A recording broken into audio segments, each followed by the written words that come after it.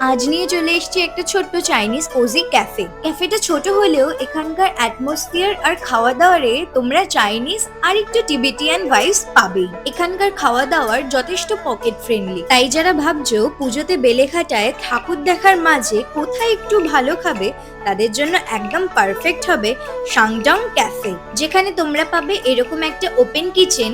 তোমরা দেখতে পারবে কিভাবে তোমাদের খাওয়া দাওয়া তৈরি হচ্ছে।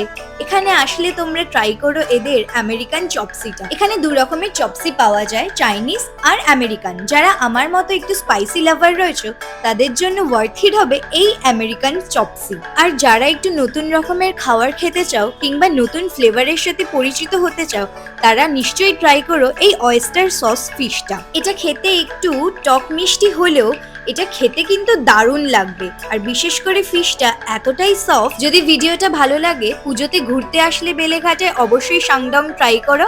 আর আমার চ্যানেলটাকে সাবস্ক্রাইব করো পুজোর এরকমই নতুন ভিডিও দেখার জন্য। দেখা হচ্ছে নেক্সট ভিডিও। চলো টাটা।